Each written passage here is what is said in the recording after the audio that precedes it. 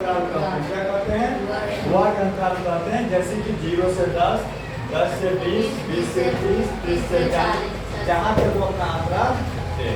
चलिए, वर्ग अंतराल दो प्रकार के होते हैं, अपवर्ती विधि और दूसरा होता है आपको समावेशी विधि। तो अपवर्ती विधि किसे कहते हैं?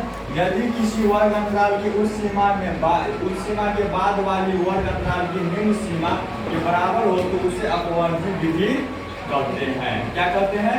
यदि किसी वर्ग अंतराल की उस सीमा के बाद वाली वर्ग अंतराल की निम्न सीमा के बराबर हो तो उसे क्या कहते हैं? अपवर्ती विधि कहते हैं। क्या कहते हैं? अपवर्ती विधि कहते हैं। जैसे वही हुआ 0 से 10, 10 से 20, 20 से 30, 30 से 40। अब देखिए दूसरा क्या लिखा है? समावेशी विधि। तो समावेशी विधि, यदि किसी वर्ग अंतराल की उस सीमा के बाद उसके वर्ग अंतराल निम्न सीमा के बराबर हो। किसके हो? वर्ग अंतराल निम्न सीमा के बराबर में हो। किस सीमा के बराबर हो?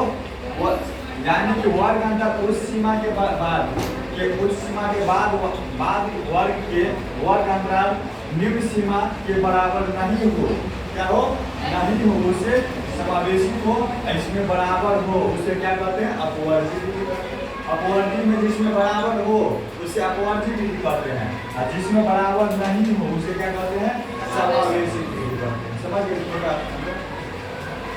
समावेशी वर्ग अंतराल की रिक्ति, मतलब रिक्ति किसे कहते हैं? समावेशी वर्ग अंतराल की किसी वर्ग अंतराल की उस सीमा उससे अगले ठीक वर्ग अंतराल की निम्न सीमा के अंतर को रिक्ति कहते हैं। जैसे कि यहाँ 10 से 5 है तो यही आपका क्या हो गया? रिक्ति हो गया। इसका जो अंतराल है 10 और 15 का अंतराल है, इसी को हम कहते हैं रिक्ति कहते हैं। क्या कहते हैं? रिक्ति कहते हैं। ठीक, आगे समझ में।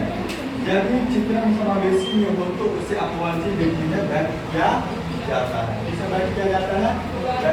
तो आगे समझ में आ गया आपको? तो प्रॉब्लम चलो ठीक।